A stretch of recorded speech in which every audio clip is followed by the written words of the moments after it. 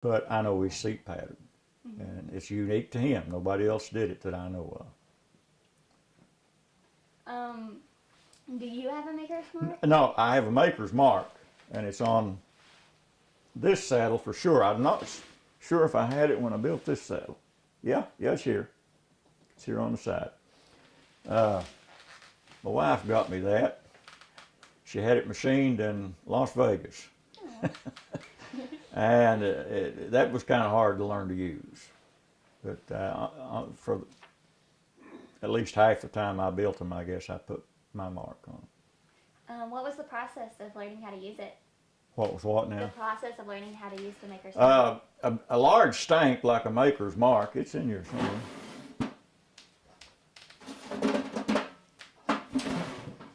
You know, that's a pretty large area to put on a piece of leather. And you probably, and I know I did, you would think one big whack would do the job. And if you do that, I found with this one anyway, it would almost always blur the mark, like it was on, like one mark was made and then another. So I found that taking the rawhide maul and tap around, I left a better, more clear mark than if I tried to just whack it. Yeah. So with the different types of designs on the saddle maker could just use their freedom and decide which ones they did and all that, or You mean their seat pattern? Yes. I'm not sure how they came up with patterns. I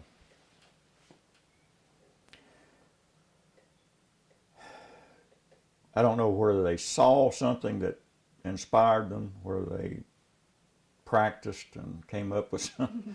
You know, I really don't know how they came up with those. There's an old saddle in the back on the floor that has a pattern, and I'm pretty sure that that saddle was produced in Louisville at a factory. And most of those saddles that I've seen have the same pattern. And if you found 10 of these stitched saddles in the countryside today, you would find maybe two that were made by a craftsman, handmade saddle. The other 7 or 8 would be a mass-produced saddle. Now, they were good, tough saddles, but they weren't the same quality as the saddles made by these craftsmen. But they were cheaper, and they were brought around to country stores by drummers. Folks would order a saddle and it would be brought in, and almost invariably they have that pattern. I'll show it to you in a minute. Okay. Where do you know where quilted saddles originated? No, that's the problem we have, is that there's no definitive history on Kentucky saddles. By the shape of the tree, we can pretty well conclude, I think, that they have their origins in colonial days, when people brought the skill from the old world over here, building saddles. And this tree, these Kentucky trees, are very similar to English trees. They're just a bigger version. They have a bigger cantle. They have a taller or higher pommel, a deeper seat, and they give the rider more security going up the hills and down the hills of bad roads and so forth, and a lot of comfort. And you know, saddle making in America is as old as any other trade. I have an ancestor who lived in Maryland who was a saddle maker. His name was John Goble. I don't know what type of saddles he made. I never saw one, of course. But it's as old as any other skill. But in Kentucky, it developed almost into an art form, especially in the last part of the 19th century, when you have makers like Eugene Minihan and R.F. Hutchison and R.N. Applegate.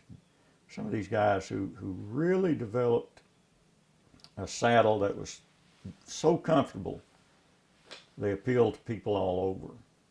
And they became so well known that they're simply called Kentucky saddles. And if you pick up an old Sears Roebuck catalog or an old company catalog from a century ago, and you look in the section for harness and saddlery, you'll see saddles advertised there that are simply called Kentucky saddles. And so, no, we don't really know how it originated. We just know there was a need for a comfortable, long-lasting saddle, and the Kentucky saddle makers filled the bill. I wish it had been more documented than it is. I've tried for years to find out more information, but you got to remember these guys were just doing a day's work. They had no idea that they were leaving behind a legacy or that they were making history. They simply were doing work in their shop, good quality work. For the trees that you used, you said they were Kentucky trees. They're called a Kentucky tree, yeah. And you know, you can pick one. Anybody that knows them can pick one. Now, we don't really know where they came from.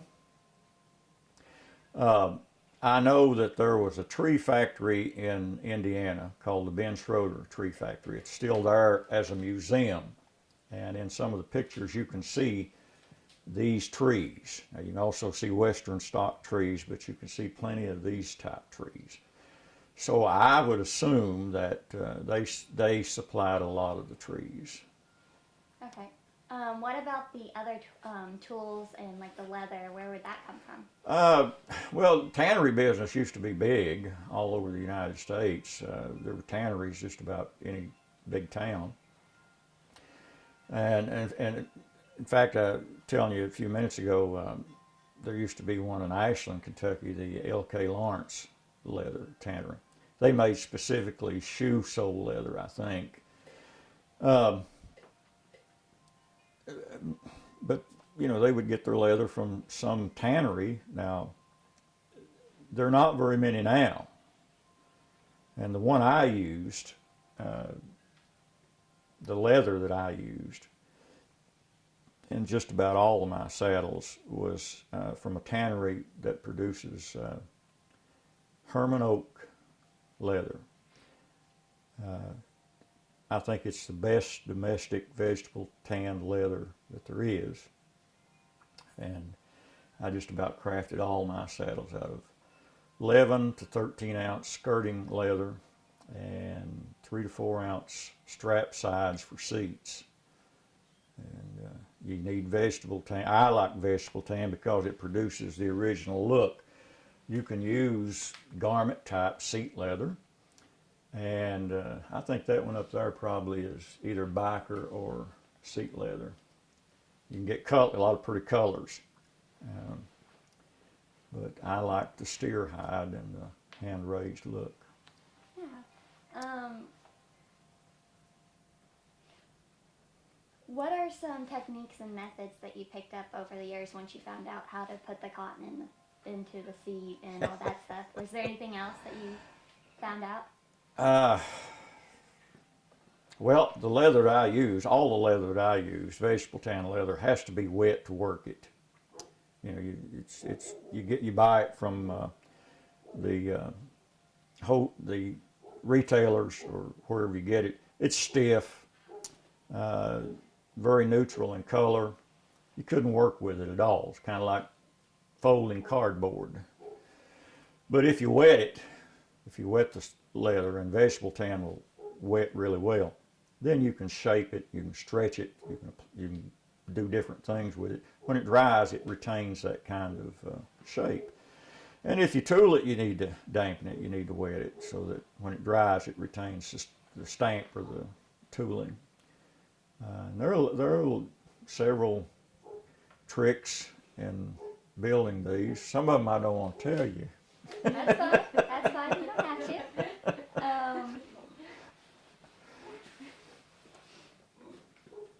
what tools are needed to make the quilted saddles? Well, you can produce one of these saddles if you have a machine that will stitch the seat, excuse me,